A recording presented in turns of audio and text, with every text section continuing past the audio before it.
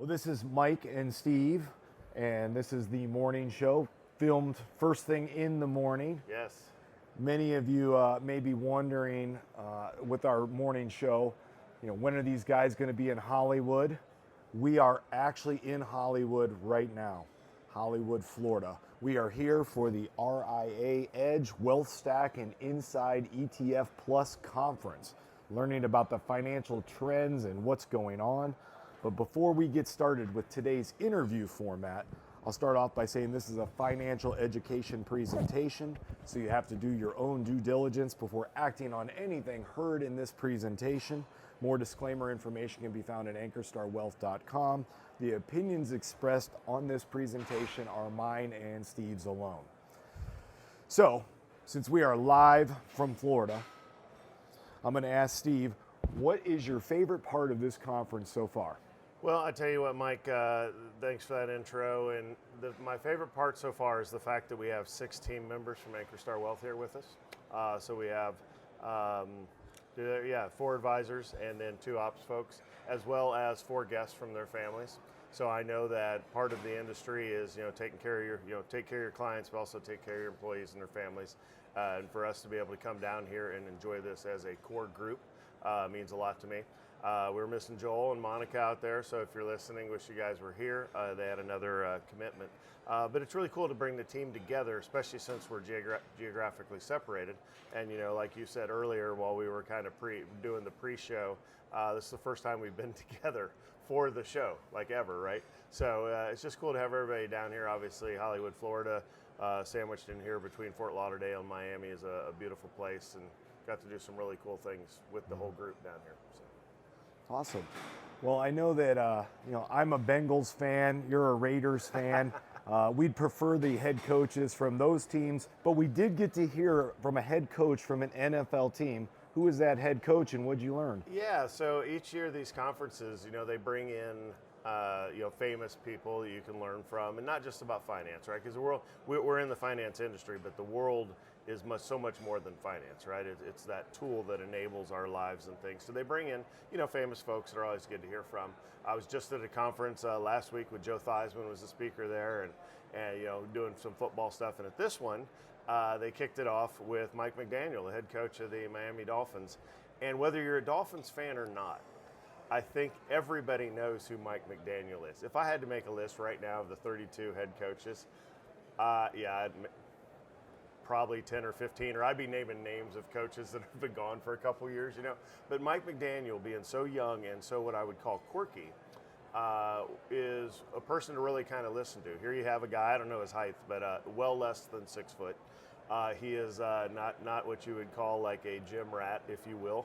If you've seen him on TV, he generally has sweats and some high-value sneakers that he's repping. And he's funny. And the memes that he generates are just pure gold during the season. And, and so far so good with the Dolphins. They started good. Tua had an injury, and then, of course, that obviously if you're going to lose your quarterback for a while, that's going to set you back. But yeah, overall, he's doing a fantastic job. And so it was a privilege to hear from him. And one of the main points that he had is the importance of being authentic. So, and I think that's a great message because, in his case, he didn't profile as a standard head coach, somebody that was on the field, been in the heat of the battle. And we do this in the military, right? Your leaders in the military have largely been combat veterans, right? Not only did they do the primary mission, they did it in a combat scenario, and now they're leading others through that. Well, here he is, not a player of any note. He did say he was the number 2 player of his Pop Warner team in 8th grade or something like that. But not of what you would call significance in the industry. But he's able to make a difference. And his point was be authentic. And it doesn't matter what you look like. And, it's so important, like in the military, we used to say, the airplane doesn't care. I flew fighter jets, and, a fighter jet doesn't care whether you are man, woman, doesn't matter what race you are, ethnicity, preference, religious or not, it doesn't matter anything. It's just whether you can turn around and command that airplane to do what you want it to do. Well, same thing with his relating his experience to where he's coaching people that are, literally twice his size and trying to unlock the most potential in them. And he's doing it his own way. So if he tried to coach as if he had been there, done that, obviously that would be laughable and he wouldn't be there. But for him to say, hey, I'm a math nerd. Let's look at it from another way. Really is encouraging for a lot of folks out there that struggle with whether your industry, ours is finance, but whatever industry you're in, is you look at the legends of the industry and you can think, well, if I'm not that, I'm nobody. And that's just not true, right? You can enter a new career field and make an immediate impact just by being you and having that outside look at things, being a little bit different. And ultimately, he says it's about respect. So you go out there, you put the work in every day. You try to unlock the potential in people. And I think that's instructive for all the parents and coaches and team leaders in your business and stuff out there. Is all we're really trying to do is to get everyone to live up to their potential. And if I can say a few words to make that happen, fantastic. If I can't make it happen, let's get you a coach that can, right? Because it is all about the individual and not about the coaches. So very insightful, and he did answer some funny questions about how many sneakers he has. He said well over 50 pairs, and he knew exactly the time he got called for the head coaching job. I thought that was funny. And then he also he said it was non-negotiable that you perform at the highest level. And I don't know, it was 3 or 4 times during the speech he says, yeah, and if I can't do that, I expect to get fired, right? Yeah. So yeah, he was pretty real. A lot of pressure as an NFL coach. Yep, careful what you ask for, right? Everybody wants to do the job until you sit in the job, and then they're like, this is everybody's picking apart what I'm doing all the time, right? So that's right. Another big name speaker, Jay Williams. What did you think about that? Yeah, so they followed up Mike McDaniel, and then you have Jay Williams come in, and I remember him at Duke. I don't remember him in the NBA, and I didn't look at his stats, but I think maybe the NBA career was short. I don't know. But certainly notable coming out of college as one of the best players, if not the best player in the country. If my memory serves, he was number 2 in the draft. Oh yeah, he was number 2 in the draft due to I don't know if it was Yao Ming or a different Chinese 7-footer. But yeah, so he approached it a little bit, here's the player's perspective, right? And, this is close to home because I have a daughter that's going in through the, Division I system playing volleyball, and there's a lot of the talk already now as, there's youth sports, right? And there's the go play for fun. Yep, absolutely go play for fun. And then there becomes a transition, and it's like hey, you've got a lot of skill. Do you want to play for fun, or do you want to try to really pursue this? And even careers are like that too. It's like, I'm enjoying it, or do you really want to hunker down and do all the work? Well, if you go down the track of hunkering down and doing all the work, and you're good at it, then you can open doors into things like, playing in college, and then of course within college you have the different divisions. So the higher you move up on the chain, I think there's more and more pressure on you. And the importance now, already with like what he was talking about, and I'll relate back to that in a second, but with Alexa and her coaches, making sure her head's in the right space, right? You don't lose sight of you. You don't hate the thing that is opening the doors for you, right? Anybody who's written like a master's thesis or several, right, like us, you hate the project by the end of it, and then once you're done, you're proud of it again. But in trying to be in the right headspace for that, and so what Jay Williams said was part of that being in the right headspace was understanding that you may not be here forever. Especially in the athlete world, we tend to talk about football a lot, right? Because it gets a lot of visibility, but it could be any sport. The tear the ACL, tear the shoulder up, break something, and it's over. Or concussions can take you out now. So it's going into it with a overall mindset that this is going to be a 4 years of college or less. I think he left a year early, but the entering a professional sport, if you're getting paid, is like, hey, this could last not very long, but maybe if I'm legend, 10 years. There's some that make it past that, and that's fantastic. But really, you start looking at averages and medians. It's like 3 years. 3 years in the NFL, yeah. So and I don't know the basketball number, but it's probably not all that far off, to be honest. I mean, it's very hard. But yeah, looking at it from the whole person concept going in, and a strategy of never, you're being told by everybody, and he said, Michael Jordan's, texting him. He goes, that can be a little, that can throw your world upside down when a hero of yours is texting you when you're in your late teens. Wow. It's like, yeah, you can lose sight of, okay, there's all this pressure on me, I have to perform. Lose sight of who you are. So he said, several times during his presentation, because I had to keep coming back to I'm more than just a basketball player, right? And I've heard Alexa on her interviews, which is my daughter, youngest, on her interviews with these head coaches, and that was one of the things she would say is they would ask her, a softball question about like, what's important to you in life, and she would always say, I'm more than just a volleyball player. And those are things we had talked about, to realize that, volleyball is something she happens to be good at. It's a tool to earn a free education. It's fun. Obviously, she wants to go out and make a difference. If that leads to championships, that's great. But really, it's make a difference and play with the players, and do the thing, but not ever losing sight that, she's not going to be a 40-year-old volleyball player, right?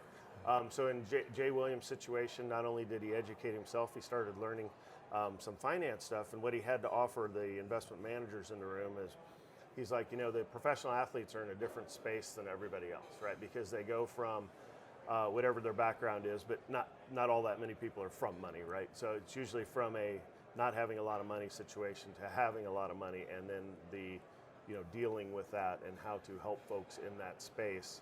And yeah, we talked about family offices. We talked about investing. Obviously, you look at Shaq with his I'll slaughter the number, but 100 plus, maybe 500. I don't know. Five Guys restaurants, and well, Alexa will be mad at me. The Big Chicken or Big Chick, whatever his new restaurant is. Alexa and I've had it a few times. We laugh. We're like, we're having Shaq's chicken sandwich right now. But really, kind of taking your notoriety, your fame, your NIL, if you're fortunate enough to have something like that, and parlay it into something else. So how does that relate to those of us that aren't pro athletes? Is you're going through whatever your career is and you're on your path, but that may switch, and you may be somebody that, like I, after 20 years did a switch. Mike, you've had some different experiences, and now you landed in finance, and I can already tell it's your home. It's the fit you should have had years ago. But yeah, it's, keep the bigger picture in mind, and that way you won't feel all the pressure of the next deadline, or when that spreadsheet is due, or the PowerPoint slides are slightly the wrong color, or any of that stuff that we can lose our minds with. That's true. That's true. I know one thing that I've enjoyed walking around and talking to some of the CEOs, founders, leads for different ETF funds here, and I can always look at the holdings of ETFs. I can look at that online, but to actually understand how these were formed, how they're selected, ask questions has been very valuable to me, and very enjoyable, because that's what I really do like.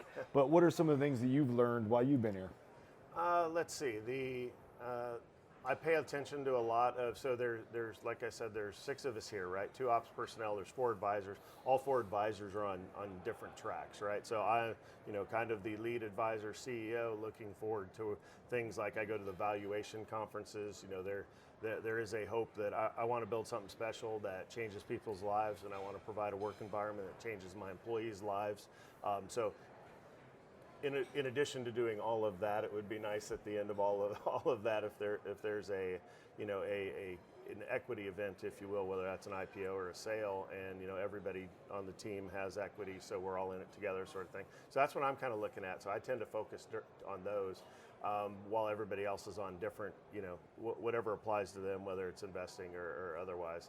But specifically for me, I think it's interesting because the space of the M&A, if you will, so mergers and acquisitions, for firms like my own that start from zero and build out something is, first of all, different. And a lot of folks, advisors, will work for a big firm and then leave that firm, take their book with them, and then grow from there.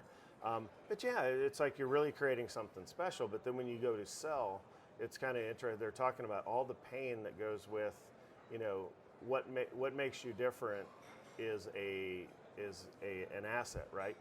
So people know us, they know who we are, they know we're our unique personalities, they know we're not from New York City, we're not giving, we're fiduciary, so we're giving them the straight truth, we're not trying to sell them. So our clients expect that, but if we have a buyer that comes in, it really is not worth any amount of money if somebody's going to buy us and then all of a sudden start selling things to the client. So it's really kind of interesting from a founder / CEO perspective of, when you're thinking of a 10-year out sale or further, I hope, really, to be honest, if everything's going like it's been going, and we can kind of execute the vision of what it's going to look like later on and positioning for that eventual equity event. And I'll just, a little bit of inside investing. I just don't see us finding the right buyer. I really don't. I kind of more lean towards just grow this thing, and if it can continue on past me, that's great. And if we can IPO, obviously you have to have a lot of size to be able to even talk about an IPO, and that's a moonshot, right? That's 2 decades from now. But that would be, I think, the preferred exit. So Great. Now I know we're down in nice warm weather, down here in Miami or near Miami. What are some things you don't like about either being here, or what haven't you liked that you've heard? Well, so the industry's interesting, and there's always I like the memes on the internet of what my friends think I do, what my parents think I do, what others in the industry think I do, what I actually do. Well, it's interesting, right? And we all what I love about it is absolutely a practice. So when you think of practice, you tend to think of terms like medical practice, legal practice, and why do they say practice, right? Because you never know it all. It changes too fast for any human to keep up with, and all you're doing is the best you can is to navigate everything that's out there.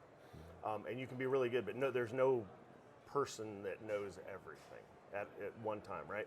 So part of that learning what the practice really is you kind of learn what the core functions are. And for an RIA, so we're a registered investment advisor, which I bet if I asked my client, if we went across the whole client, they would have no idea that that's actually what we are, right? Maybe 20%. They don't care, right? We're investment advisors. We're there to help them.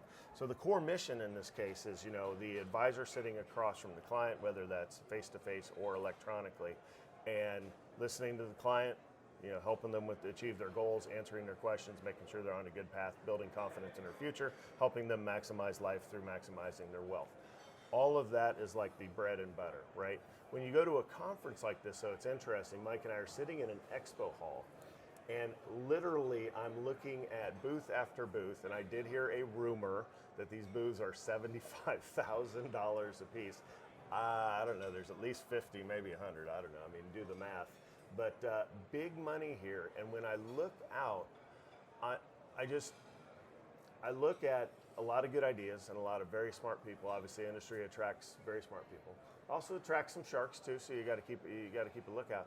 But there are a lot of folks that have great ideas that want to help me and want to help you as advisors. But it always comes at a cost. And the question was, and somebody phrased this much better than I could, is they said, and it was one of the speakers yesterday, is I just wonder out loud, are all these advances, beneficial for the client? Or are they beneficial for us as the advice industry or the finance world? And I think that's a real question, right? So as fiduciaries, our team has always kind of sift through that, right? And make sure that this all does relate down to making the client's life better and getting value from the advice industry and that sort of thing. So there was a guy yesterday that, I just couldn't believe what he was saying. And he's an aggregator. He wants to buy firms, and he's just like, yeah, we snap up firms, we put them under our hat, and if they're different, we strip them of their individuality and make them look like us, right? So we can continue on and serve them with our superior methodology. And he's like, can we outsource all the investing because it's intellectually dishonest to think that you can pick investments? And I was just like, wow. I was already appalled by what this guy was saying. Strip away the individuality. That is what makes people unique, right? It's like so all your individual, unique value proposition you have, or if you happen to love your advisor, strip that away and give you a clone, right, or an AI that's going to come in and tell you that we're smart, you're dumb, and you should stop trying and just don't talk to us because it's not worth it, kind of thing. So I went from that. So I was like, holy cow! I can't believe this guy has a microphone. And then I walked immediately next, and I heard a guy that was singing all the praises that, basically I called him my spirit animal, and I got to meet him yesterday. But yeah, I hear this guy, and I'm just like, yes, thank you. Okay, so I'm like, is this whole conference like these people, or is the whole conference like, my people, if you will, that are advisors out there building their own things and trying to help as many people as possible? Yeah. No, I know as I've walked around and talked with several different technologies they have here, part of my experience in change management, would say, well, even if you gave this to me for free, if we rolled this out, we'd overwhelm everyone. And there's so many of these here. So I kind of think of that from the change management perspective. Yeah, yeah, yeah. But like, what have you seen here that would maybe help our company run better? Well, I think, I heard what you said there, and I used to talk in the military about the J curve, because you do see things, especially as a new leader, and in the military you take over command for 2 years, so you only have a short time. So when generally the worst bosses are the ones that come in with 15 changes. Normally it's, you wait about 6 months at least to kind of fully understand how things work, and then make small changes that you can up until you transition, but try not to give the whole system a heart attack. And there's a book out there, and I forgot the author, I used to be able to quote it, but called The J Curve. And it's sports, I think it was sports lineups. It's why you don't replace 5 people on a basketball team at once, right? Is because if you change everything, you take a significant dip in performance before the reason you made the change is for the performance to increase significantly. But you're going to, the more change you make, the larger the dip is first, right? So change management 101, if you will. Well, so you think about our situation and our journey. If listeners, if you're a client, you know that if you've been there 3 years or more, it was, there's just Steve, and then Steve doing his thing, right? And then there was a name change before that. I went from Afterburner Financial to Wealth Management, Ankerstar Wealth, so people stopped asking me if I sold annuities and insurance, which I don't. And then Candace came along, who quarterbacks the whole show as our operations manager. And then you started hearing David and Joel as advisors, and then Allison's been helping out in the summer. Then you have Mike and Jaden's been in the background the whole time, another behind-the-scenes player making the world go around. Now we got a couple more names. We got Zach, Corey coming up. So we've done a lot of change. What we try to do for the client, so in-house it's been tough, and I changed our entire tech stack by signing on with Advisor Stack, and so I know that I've done a lot of change. But now we really need to settle into the groove, and hopefully from a client perspective, you haven't seen much other than, if you've heard Black Diamond. We don't try to force things down the client's throat, because it is all about the client. So if you don't want to use Black Diamond, don't. I go, but we are on point with this Black Diamond thing. So clients, if you're out there and you haven't logged in yet, I think you're really going to enjoy it. If you don't, hey, you're not going to hurt our feelings either. So that's kind of where we are as a wealth management firm. We're really, if you will, thinking, okay, we're kind of at our end years of our teenage years, going up to that 100 million mark. So it's like we're going through our adolescence, if you will. We've had JV jerseys on from as far as knowing how to run the practice and things. The investments have been on point. We've been large tech. They've outperformed for 10 years. So nailed that part, which is the important part, because it's money in your pocket. But as far as us learning and growing together as a team and growing into a team, a lot of changes. And I think we're really hitting our stride going into the building, which is going to be another change. But the question that Mike asked is, what from the conference has a potential to affect Ankerstar Wealth? When I look at all these booths out here, I really don't see much. I'm thrilled with our tech stack, which is the team from Advisor Stack. Shout out Nico and Paul. Thank you for what you do. You've made a huge difference in our organization. And we're up to speed on that. So I really, even if Mike said if it was free, first of all, I might have advisors go on strike if that's still a thing. I don't know. But I don't want that, right? I don't want to take the apple cart and dump all the apples out because I just said, hey, Steve's got a new idea. We used to in the military call that the idea fairy. The boss would come into a meeting and say 10 different crazy things, and then it would walk out and you're like, are these action items? Is this for real? Was he just thinking out loud? Are we having a brainstorm sesh? What are we doing, right? So keeping the organization on this path that we put on it really late last year, right? So keep holding true to that vision. But the only things that I'm really listening with where I don't have clarity on, and Mike and I and the other advisors will powwow after this conference, is the role of AI in investing. Is the best I have so far is, we've had robo-advisors for years, and robo-advisors do robo-advisor things, right? It's largely, you're going to get right around market performance or just under if they take a fee. And the more they try to diversify and actually do it smartly, if they have a bad year, then they come right back to buy the SPY and go away, right? Which means you're taking all that risk, it's just, and there's no relationship, right? And one thing that, especially for the independent fiduciary like us, it is about the relationship. It's about the communication. It's about answering questions, and also the returns. And we do have our own investment philosophy. So it's interesting, is AI going to, obviously it's going to change our world just like the internet did. and we're at the early stages. We're at the, I think somebody said yesterday, we're at the 1999 internet, right? And that's why when you ask, why aren't we in NVIDIA? It's like, well, we do have a little bit, but because we're approaching bubble in some of these stocks, and you're blind if you don't look at things like that, right? You don't just buy whatever's going up, because it does, we're at that stage. It's shiny, it's new. I had to say AI during this podcast just to make sure it goes out, through all the hoops. SEO. Right? Yeah. So it's kind of but is it to help, who uses it? Obviously the younger folks in our office go right to it, right, for drafting an email. So if somebody's responding to a question for me, they kind of, they get the Chat GPT answer, then they tailor it to the client. I don't do that, right? So I have some learning there. But the use of it for making the business better and more efficient seems like I get that. As far as the investment piece and sheer making return year over year, I don't see that yet. But open for the discussion, right? Because I don't want to be the old guy, get off my lawn. So it's really open ear to all this stuff, kind of like crypto back in the day. Open ear. It's got to get past my brain first. But yeah, we'll see. More to learn. Well, we take a couple days out of the office, and you talk about things going up.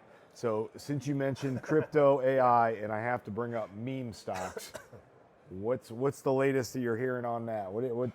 Okay, yeah. So it's funny, right? And there's just picture your job and your team, your world, your tribe that you're in, and whatever it is. There's times when you look at your phone and it's literally walking across the desk, right? So something's going on. So like with Irene, I know when there's a volleyball group, something changes, and I can see her phone dancing across, going, okay, something's going down, right? Or if you have your work team or whatever it is, you know when you're sitting there and it's like, oh wow, what's hitting the fan right now? Well, so today is Wednesday. I think it was Monday, right? Yeah, Monday. So Monday, boom, something went down, and I was just like, okay. And I'm sitting in a conference, so I'm not want to be on my phone and be rude and stuff. So I'm like, I better check in on this.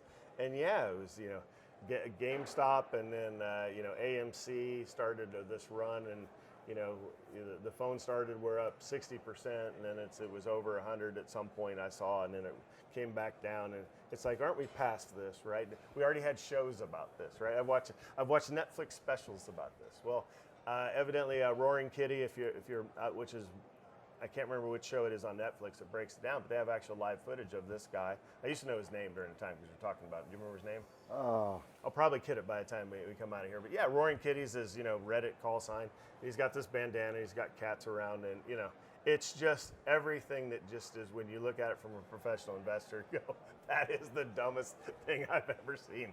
But hey, you band people together, and like Occupy Wall Street. When that happened, it was like, you got to honor that, right? I mean, there's like thousands of people out there. So anybody, whoever you are, if you get a whole bunch of people going in one motion, you can move markets and make change. It's like, wow.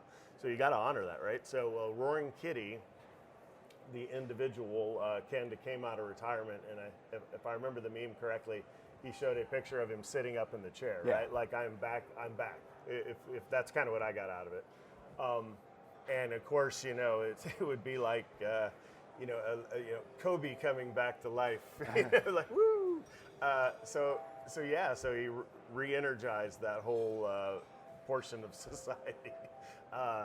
So the stock started crazy, and then AMC, which has always been kind of meme stock tied to that, and then but you sent out the AMC actually had a legitimate headline, right? Yeah, well, AMC, when they went up, they issued more shares. Okay, yeah. So their CEO was ready to cash in. Okay, yeah. So there you go. If you want to play in meme stock land, I view it much like your gambling budget. I don't sports gamble. I don't get any dopamine hits off of it, whether I win or lose. I think, but I know like literally 90% of my friends do, and I'm always interested. I'll walk in the room and I'm like, hey, what do I need to cheer for? I'm like, oh, I need to cheer for 7.5 rushing yards for the quarterback. Okay, sure. I mean, that's kind of fun. But yeah, so meme stock world, it's entertainment for sure. It's millions for sure. You can be, it's trading. So remember with trading, it's a zero-sum game. So the winning dollars and losing dollars equal out, and generally the dollars equal out exactly. The winners and losers numbers don't generally. There's generally a few winners and a lot of losers. It's kind of like the poker math, if you will. A few are really good, and then everybody else tends to lose a little. But yeah, so stay clear. I don't think it's a resurgence of GameStop. I don't care what you hear. It's not going to be in our portfolio. Definitely not. So that's fun and it's exciting, and people see that in the news. I know I had some clients reach out to me just asking about it, which is fun. But going forward into this year, you know, it's been an interesting year so far. We're hearing things. Well, what are some themes, or how are you seeing things change through this year? Yeah, so that's kind of always the question. That's why you pay us, and there's no crystal balls. So I will say, Mike mentioned the news. Before I answer, I'll say Mike mentioned the news. And here's where, I don't have the answer, but I do often remind clients that news channels have to report news 24/7, even if there is no news. So if really nothing important that would affect your life is happening, they still crush that whole cycle with whatever they think is most important, or not most important, most entertaining, because it's still about viewers, right? So even CNBC, which I think is, I love CNBC. This is not a shot at them.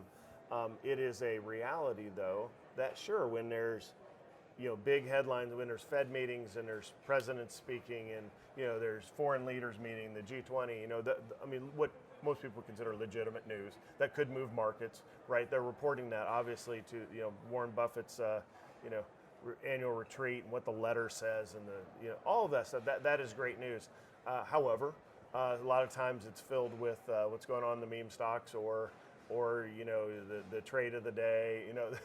They're always ready to go into something, right? So just because it's on CNBC doesn't mean it's necessarily something we should be factoring in with the news cycle. So we have it in the office, and I keep it on mute. So when you come to our building that we don't have yet, when you do, you will see several screens up. You will not hear the audio, right? It's like I don't need to be polluted by their opinions, but I do need to see if something goes down, because it'll flash, right? So to relate that to your question, so that's kind of the reality of the media and the news cycle. Don't hate it. Just realize that it is what it is. They have a job to do.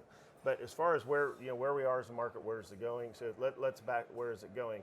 I like to tell the longer story of you had the your financial crisis, and then you kind of had markets straight up. We had a little blip in 2018 or so. But basically, kind of straight up went into 2020. The large tech stocks just kept getting bigger. Apple, first $1 trillion firm, and now there's several, and it's crazy, right? It just keeps getting bigger. But then you had COVID, which you had the massive sell-off, which we put videos out. It was just me at the time putting videos out almost every day through that. And we really did capture the lows with the lock and load video, and I was one day off of the absolute bottom, and capturing that, and then the snapback that we always talk about kind of became part of the whole team's vocabulary from the COVID snapback. And it's just like, hey, when these tech stocks, and Apple's doing it right now, Apple's was selling off hard this year, and it is snapping back hard. It's like big tech has the ability to do that. So we had the snapback. So 2020 actually ended up as an up year. 2021 was a great year, and then 2022 we started to get the problem that we kind of thought we would have. Right? We had inflation from mailbox money. You could argue what it's from, to not get political, but yes, if you print a bunch of money and then you subsequently have inflation, you certainly can't be surprised, right? That's math. But so for whatever reason, whoever you want to blame, I don't care. We're not in the blame game, we're in the reality game. And you have inflation on your hands, which of course forces the Fed. I think Jerome Powell's done an amazing job, he and his team. I know it's not just an individual. Sure, they were late, absolutely, whatever. That's splitting hairs, that's Monday morning quarterback stuff. But you have the rate raises through 2022, so we went into protect your money mode, which was tough, right? Because the market was selling off, and then 2023, we're going to have this massive recession, right? Because automatically, right? We talk about the we have full labor employment, which is we never had a recession with the full labor. We've also never not had a recession with raising rates as fast as we did. 2023 turns out to be a great year. We hit 2024, and everybody's starting to now say, okay, maybe we aren't going to have this recession, but we're going to start dropping rates. Obviously, we've stood fast that it's not going to be this year. I'm starting to change my tune a little bit, but the market's kind of going more towards our theory of no drop in rates. So we had the run up in Q1. So that's kind of brings us to where we are. April was a sell-off month. May is kind of snapping back, if you will. We're almost touching new highs. So it's kind of crazy from a perspective of, you know, what's the real theme of this year? So go back to January 1st. What were Mike and I saying, or I guess it was just me at the time because we just onboarded Mike, was, you know, expect volatility towards the, you know, go into protection mode going towards the election. Well, certainly since we've bumped up, we've had a whole year's worth of returns, really, already in this year. It's been great. I certainly expect more sideways motion of the overall market. Obviously, we're active investors, you know, and we're investing in specific themes that are poised to outperform over time, largely big tech, and we have, of course, our exponential growth opportunities that have unique ability to not be correlated to the market, right? To make a change that would reward them. But certainly, I think we're going to see a period of volatility going into the election. Now, I have to say I've been wrong so far, is that generally elections start affecting the whole year. This is, I think it's crazy, and you know, you try as an investor to put your finger on the pulse of everything, and that's what makes it so hard, is right, because there's all these factors. But to me, it appears that this country has almost gone apathetic with the election. Like, we're not even talking about it because we don't want to talk about it. It's kind of like the national debt. We're not talking about it because we don't want to talk about it because it's depressing, right?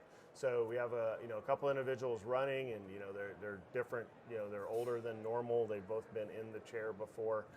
They both have their benefits and faults depending on which side of which color of Kool-Aid you drink, right? So, but from all in all, I don't think we've seen the volatility going in that I expected. So what does that mean? I think all that will we might be fine for Q2, and then it'll all be Q3 or so. But as Mike showed several times, and that's important, is it's not what you think, it's what the data historically has shown.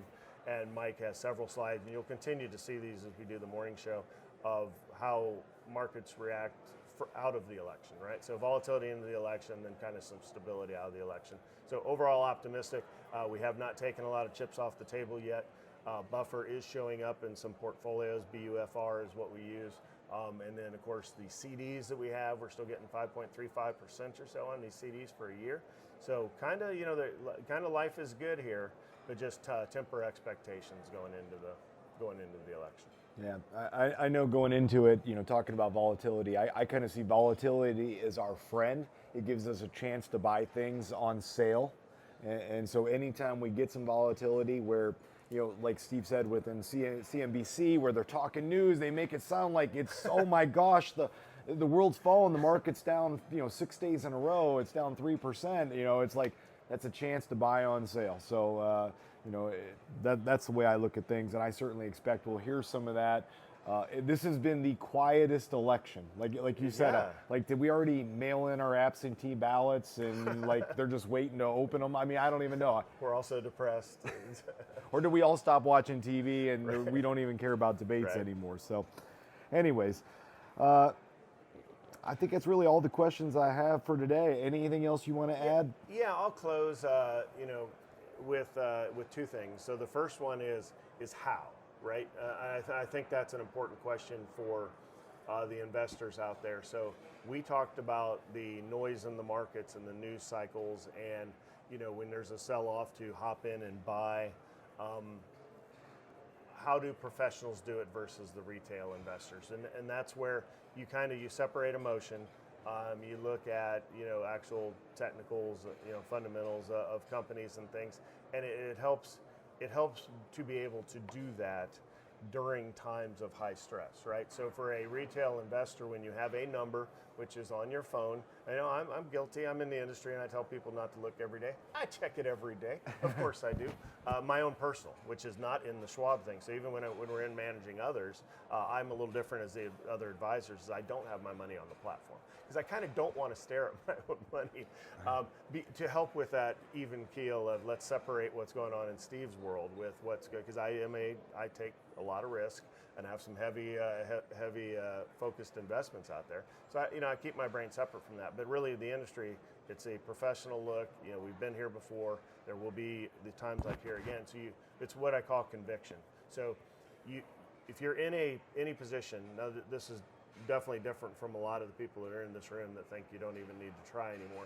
But yeah, any investment you have, you should be able to explain it in 30 seconds to somebody, and high school at the high school level, right? And you should have a reason why you bought it, and then there's a reason to sell is when that thesis changes, not what the market's doing at the time. We're freaking out.